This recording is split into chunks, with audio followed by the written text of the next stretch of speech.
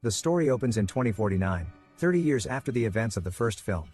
An on-screen text states that the Tyrell Corporation has collapsed decades before, in the wake of violent revolts involving their Nexus 6 through 8 replicants, forcing the company into bankruptcy. The replicants were humanoid robots designed by the Tyrell Corporation to be used for slave labor due to their enhanced strength. After the world's ecosystems collapsed in the mid-2020s, famine swept the earth, killing millions. With his invention of synthetic farming, a wealthy businessman named Ninder Wallace ended food shortages and acquired Tyrell's remaining assets to form his own corporation. Some replicants became dangerous and were sent off-world. The Wallace Company has reinvigorated the replicant industry by mass-producing the Nexus 9 replicants, a new generation of artificial humans with modified behavior to make them more obedient than the older models. While they are still used for slave labor, some are also used as Blade Runner units, hunting down and retiring the few remaining older model replicants that are still at large. In the opening scene, Agent K, one of these Nexus 9 replicants, travels to a protein farm outside Los Angeles in his flying spinner vehicle, where he has tracked down an older model replicant called Sapper Morton, who was part of a group of Series 8 replicants that had gone AWOL.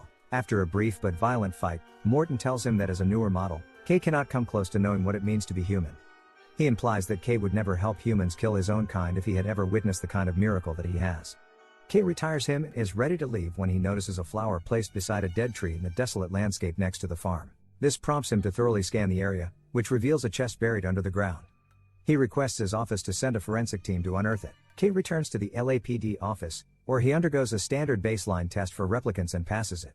He then goes home to his apartment in a seedy area of town. He spends his time at home with a holographic woman named Joy, a futuristic form of AI, and has apparently formed a deep bond with her, despite the fact that they cannot physically interact. For this reason, he has bought her a mobile hologram projector which allows him to free her program from its home-based console. He can now take Joy outside on the top of his apartment building in the pouring rain, and it also allows her program to touch objects. Joy is extremely happy, but K is called back to the station before they can experiment with Joy's new capabilities any further. Downtown, the forensics team has discovered that the chest contains a human skeleton and a lock of hair. They belong to a female who most likely had complications during childbirth 30 years before. Superficial cuts in the bones suggest an emergency cesarean section as the cause of death. Upon closer inspection, K locates a serial number engraved on one of the woman's bones, indicating that the skeleton wasn't from a human, but a replicant female. The identification causes quite a stir since replicants were previously unable to reproduce. K's superior, Lieutenant Joshi, reminds him that if the public knew that the line between humans and replicants is blurring, or disappearing altogether, it would tear apart what remains of civilization. She commands the team to destroy the evidence, and orders K to burn down the farm, track down the replicant child, and retire it, despite the mixed feelings he may have about retiring something that was born and has a soul. Before leaving, K takes some of the female replicant's hair. K goes to the Wallace Company to inquire about the serial number and hair of the female replicant.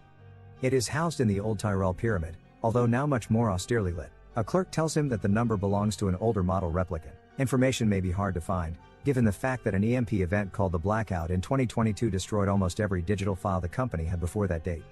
All that remains is some raw hard copy data. Fortunately, there appears to be something left. K is helped by a replicant woman called Love, who gives him access to what appears to be an old memory file containing an audio recording. It belonged to an experimental replicant named Rachel, who went missing 30 years before. She can be heard talking to a Blade Runner called Rick Deckard. K detects a very strong connection between the two. Love thanks K for finally being able to close the case on Rachel. K does some research on Deckard, and finds his old colleague Gaff, who is now living in a retirement home. Gaff tells him that Deckard and Rachel fell in love, and eloped. K asks if Gaff knew that Deckard would one day leave society. Gaff confirms, saying that there was something in Deckard's eyes that told him he was finished hunting replicants. Love reports what she has learned to Wallace, who is blind but can see with the help of small drones. He is just witnessing the activation of a new female replicant. He seems sympathetic to his creation, yet he also carelessly slashes the woman's abdomen, apparently frustrated by the fact that she cannot bear children. He laments that humanity has only founded less than 10 off-world colonies. In order to spread out, much more replicants will be necessary. The only way he can meet the ever-growing demand for more replicants is to engineer specimens who can procreate. Tyrell obviously learned how to do this, but his records were destroyed in the Blackout. The only way to learn Tyrell's secrets is to find Rachel's child. He commands Love, who is emotionally shaken by his actions but remains obedient, to obtain Rachel's remains and follow K to locate the child. Meanwhile, K is walking through the city's entertainment district to buy dinner, where a mysteriously cloaked woman commands 3 replicant prostitutes to find out what he knows. One of them, Mariette, tries to seduce him for sex, but noticing he carries a holographic projector, she figures that he is not into real girls, and leaves. In the meantime, Love has entered the police station to retrieve Rachel's remains, coldly killing the forensic agent who discovers her doing it. Kate returns to Sapper's farm and locates a baby sock and a picture of another woman holding the baby, implying that Sapper and several other replicants have been protecting Rachel's secret for decades. He also finds a date carved into the bottom of the tree, June 10, 2021, which visibly upsets him. He burns the farm and returns to LA. Reporting his findings to Joshi, she tells him about the disappearance of Rachel's remains, and asks him about his most precious childhood memory. Even though he knows that it must be an implanted one, Kay says that he clearly remembers being chased through an old factory by a group of other boys. They wanted to take away his wooden carving of a horse, so he hid it inside an old furnace. Kay remembers that the horse had a date on it, the exact same date carved into the rock, a fact that he doesn't share with Joshi. Joshi suggests he try the DNA bank to identify the child. Assuming that the date carved in the tree and the horse is meant to be a date of birth, Kay starts to dig into the DNA bank to find someone born on June 10, 2021. Again, only raw data remains, but he finds records of 2 children born that day, a boy and a girl. They have the same DNA. Which is an impossibility, only identical twins have the same DNA, and they should be of the same gender, so Kay suspects that one has been copied from the other. The DNA data came from an orphanage outside the city.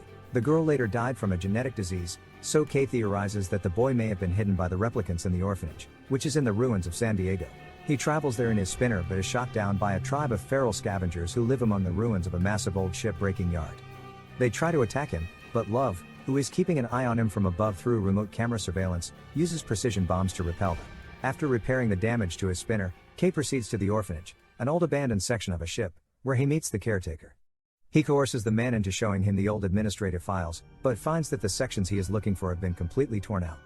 While exiting, he notices how familiar the surroundings feel to him. He walks deeper into the ship section, and is shocked to find the location and the furnace from his memory. The wooden horse is still hidden inside it. Not knowing what to make of the revelation, he returns home. Joy is convinced that this means that his childhood memory is real, and Kay is Rachel's son, suggesting he was born instead of manufactured, and that he has a soul, as opposed to other replicants who are thought to be soulless and thus inferior to humans. She thinks he deserves a human name, and starts to call him Joe. Kay is still not convinced that the memory is real, so Joy suggests that he should contact an expert on implanted memories. Kay arrives at the lab of Dr. Anna Stelline, who designs memory implants for Wallace's replicants. Dr. Stelline is happy to see someone, being kept inside a dome at all times since she suffers from a compromised immune system, and can't be exposed to other people. Her parents left Earth for one of the off-world colonies, but she wasn't allowed to come along because of her disease. Her youth was lonely, but this caused her imagination to flourish, making her one of the best creators of artificial memories. Kay asks how fake memories can be discerned from real ones. Dr. Stelline says that fake memories tend to be too detailed, since real memories are messy as they tend to reflect an emotional rather than a photographic recollection. But a good fabricated memory always contains something personal of the maker. Kay asks her to take a look at his memory, and give her thoughts. A special device allows Dr. Stelline to see the memory in his head. Overcome by emotion, she says the memory is real. Kay leaves in a fit of anger. As he goes outside, he is apprehended by the police. Kay is confronted by an angered Joshi for failing his baseline test, which may mean that he is going to be retired. Joshi suspends Kay before he lies to her and says that his mission to retire the child has been completed. Going home, he finds Mariette in his room. Joy reassures him that this is her doing, because she needs Mariette for something. She synchronizes her holographic program with Mariette, so she is able to steer Mariette's body and make love to Kay. The next morning, Kay seems to feel awkward about the unexpected threesome. Mariette places a tracking device in Kay's coat. Joy tells her to leave. Mariette scoffs that, having been inside Joy's consciousness, she noticed that not much was there, showing that replicants are not above feelings of superiority either. Kay tells Joy that people will be coming for him. Joy insists on coming with him so that she cannot reveal what she knows. Kay is reluctant as transferring her to the mobile projector would put her at risk of being lost if the projector is damaged, but ultimately accepts. She instructs him to destroy the antenna in the projector so that she cannot be moved to another device and remove any chance of tracking it. Love, who is monitoring the position of the projector, is no longer able to track Kay. Love arrives at the station, asking Joshi to cooperate and tell her where Kay is. Joshi refuses, even when Love's initially friendly disposition changes drastically. She tortures Joshi for information, but to no avail, so Love kills her and uses her computer to find and locate Kay. Kay has taken the wooden horse to a specialist, Doc Badger, who finds traces of radioactive tritium in the wood. They deduce that there is only one area nearby that can account for the type of wood and such high radiation readings. Kay leaves the city, taking care not to be noticed, although Love is unknowingly tracking him. Kay arrives in the abandoned ruins of Las Vegas, and enters a deserted hotel/casino. Judging by the booby traps, he figures he is in the right place. It doesn't take long for Deckard to show himself, keeping Kay at gunpoint in the supposition that Kay is there to kill him. They fight for a while before Deckard becomes convinced that Kay is only there for answers. He confirms that Rachel was pregnant, but has never seen the child, nor does he know its whereabouts. Deckard was still actively hunted, so out of love for her and the child, he left a still pregnant Rachel in the care of people who could protect her, hoping that his ignorance was the best way to keep everyone safe. He taught the other replicants how to tamper with birth records and how to avoid capture. After a while, Deckard notices that someone has entered the area. Convinced that Kay has been followed, they proceed to Deckard's spinner to flee, but a rocket grenade destroys the spinner and incapacitates both Deckard and Kay. Love enters with a few henchmen, and although Kay dispatches some of them, Love fights back and badly injures him. She notices Kay's mobile projector and destroys it, effectively killing Joy, to Kay's anguish. Leaving him for dead, she kidnaps Deckard and takes him back to Wallace. Kay's wounds are tended by a group of replicants who have been tracking him as well. They include Mariette and are part of a replicant freedom movement. Their leader, Freysa, reveals how she was there when Rachel died in childbirth, and how her group of rebellious replicants, including Sapper, went to great lengths to hide the baby, as they saw the child as a living miracle. If replicants could have children, the human world could no longer deny them their rights and freedoms. She confirms that the blackout was their deliberate attempt to erase as many digital files as possible, in order to protect the secret of how Rachel was able to have children, and to prevent everyone, including the child, from being found. Kay tells her that he is Rachel's child, but Freysa tells him that the child was a girl. Kay is confused, and asks how he could have a real memory of Rachel's offspring if he isn't her son. Freysa answers enigmatically that this is also part of the puzzle. The memory of the wooden horse was apparently implanted in all other replicants, and became a unifying motivator for freedom. Thinking back on all he has discovered so far, Kay deduces that the memory must have originated with Dr. Anna Stellline herself, explaining her emotional response to it, and that she is Rachel and Deckard's lost daughter. The replicants urge Kay to return to LA. Wallace will do anything to get clues from Deckard about the replicant resistance movement. If he succeeds, he may be able to create replicants with reproductive capabilities, thereby creating a self-perpetuating army. The resistance wants this prevented at all costs, even if it means killing Deckard. Kay finds himself back in LA, observing a giant three-dimensional ad for the Joy hologram with great sorrow, knowing that the Joy he loved is gone forever. At the Wallace Company, Deckard is brought to Wallace, who shows him Rachel's remains, calling it the lock and Deckard the key to unraveling the mystery of replicant reproduction. Deckard maintains that he has no idea who or where his child is. Wallace insinuates that Deckard's first meeting with Rachel was set up from the beginning, and that it was always the intention that they would end up together and reproduce. He starts a playback of the first conversation between him and Rachel, which emotionally affects Deckard, who still refuses to cooperate. Wallace then tries to entice him with something that he really covets, in exchange for information on how to find Freysa. A woman walks in from the shadows, and she appears to be an exact copy of Rachel as she appeared to Deckard 30 years ago, down to the clothing and hairstyle she wore. Deckard is shocked and moved, but he ultimately dismisses this Rachel as a fake, stating that the real Rachel's eyes were green.